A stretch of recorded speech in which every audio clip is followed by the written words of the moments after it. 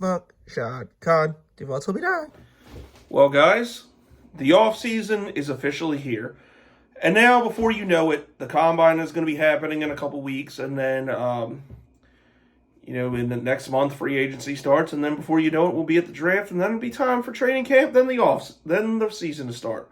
So now we're at the point now where we all know where everybody's drafting. We all know certain situations. All the head coaching jobs have been filled.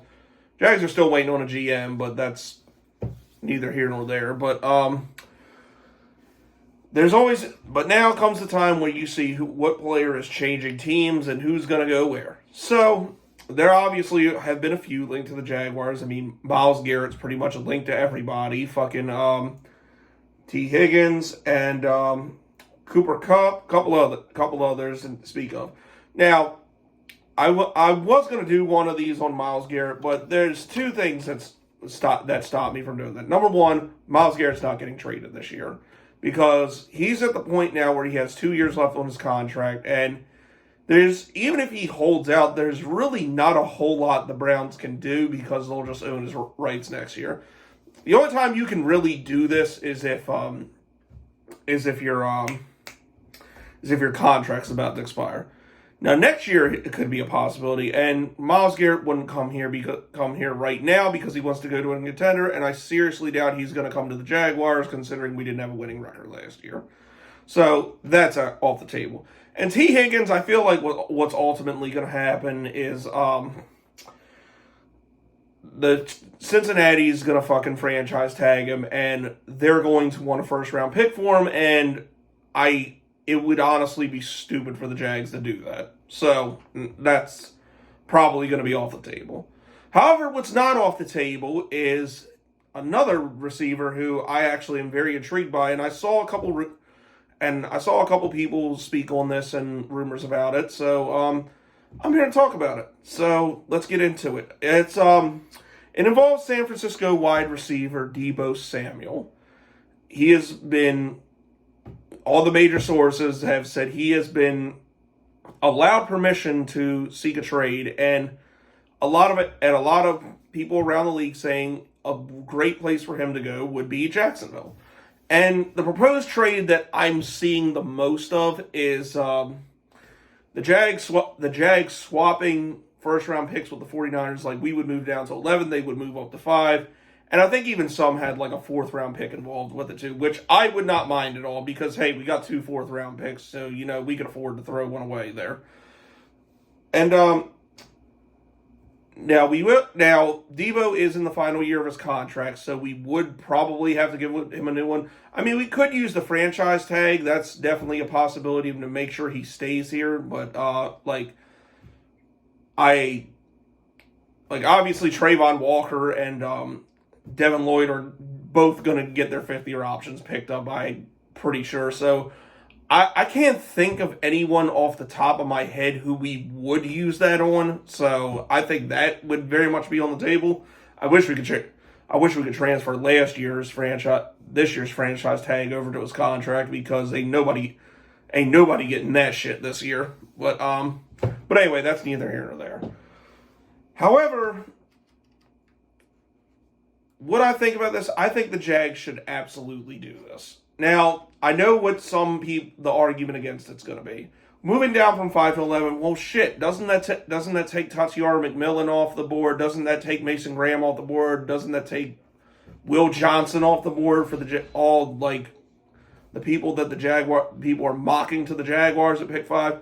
And for the most part, you would be correct. Obviously, Tatyara McMillan would be off the table because trading for Samuel, we're not going to get another wide receiver. And Mason Graham and Will Johnson most likely would be gone. I'd say it's probably a 90% chance they'll be gone. So yes, that you would be correct. That takes them off the table. However, there is more the Jags can do by moving down to that pick. Now, if you're still in the camp of getting a defensive tackle like all the Mason Graham people, well, Mason Graham has a teammate whose name escapes me right now. I can't think of his name, but he's still pretty good too. He would definitely be available at pick 11. or two things I really want to do, and I'm going to talk about this when I make the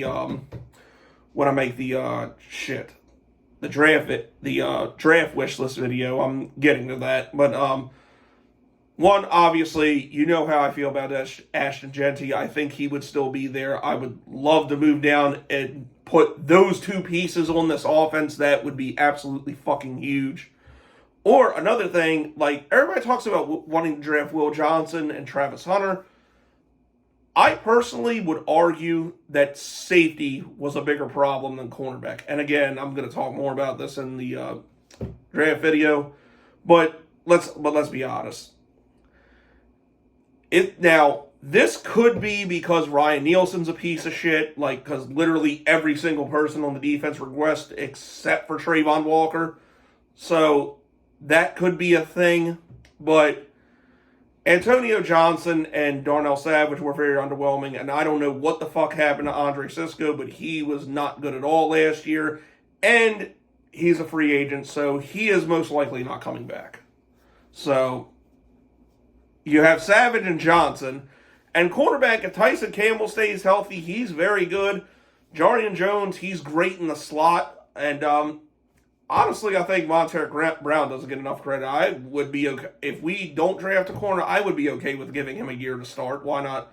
Just please get Ronald Darby the fuck out of here. So, I honestly would argue that safety is a bigger need than cornerback, and there is a pretty damn good one around that section of the draft by the name of Malachi Starks, a safety out of Georgia. Now, of course, as you know, I'm a Florida Gators fan. I fucking hate the ground that goddamn Alabama, Florida State, and Georgia. I hate the air that they breathe, the ground they walk on. I hate everything about them. But my golden rule is, if it's a great player and it helps the Jaguars, draft that motherfucker. So, if we move that pick and it goes down to pick 11 and we take Malachi Starks, I am completely fine with that. So yeah, that's what we do in the draft. And back to Samuel, Deebo Samuel. I wouldn't say he's a number one receiver so much anymore, but really San Francisco has already a bunch of weapons that they don't really need him. I mean, Brandon Ayuk, Jawan Jennings, George Kittle, and of course our guy Ricky Pearsall, the Florida wide receiver, who I'm absolutely rooting for over there. But